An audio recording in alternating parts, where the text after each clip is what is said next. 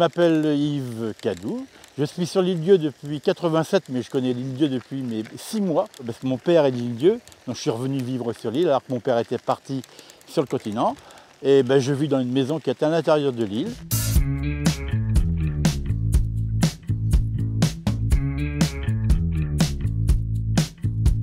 La topographie de l'île, c'est un losange qui fait au plus large 4,5 km de large et sur 9,5 km de long. C'est orienté nord-ouest-sud-est, en gros, par rapport au continent. Et puis, on va dire qu'elle est un peu inclinée. Côté du continent, il y a que des plages. Et de l'autre côté, il y a une côte rocheuse. C'est là où on commence à côte rocheuse, où là, on voit où on est, là, où ça commence à monter. Le point culminant de la côte, c'est 30 mètres environ. J'aime bien l'hiver parce qu'on est moins nombreux, on est 4500, 5000 habitants. L'été, ça monte à 7 fois quelquefois. Donc on a 35 000, 40 000 habitants quelquefois sur le rocher pour une journée. On est dans une zone qui n'est pas la plus touristiquée, entre parenthèses, où je me sens bien. Moi, je préfère celle-là que justement où il y a trop de monde. Cette zone-là, hiver, été, elle ne change pas beaucoup d'attitude. Il n'y a pas un surplus de personnes. On retrouve l'essence de l'île Dieu, enfin, ce qui me plaît dans l'île Dieu.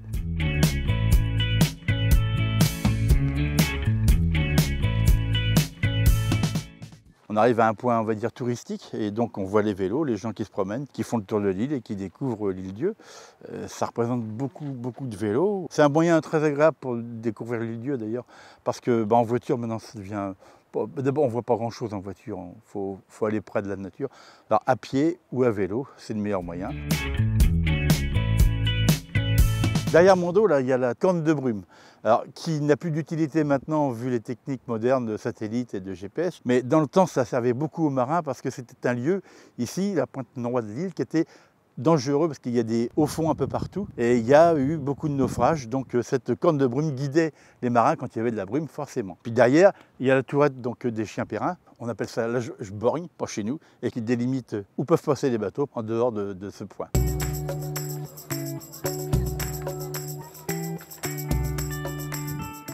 Ici, on est au port de la Meule, donc c'est la carte postale de l'île rêvée. Tout le monde vient voir ça ici, le petit coin de paradis. Il y a beaucoup de gens qui viennent faire des petites photos, se promener un petit peu.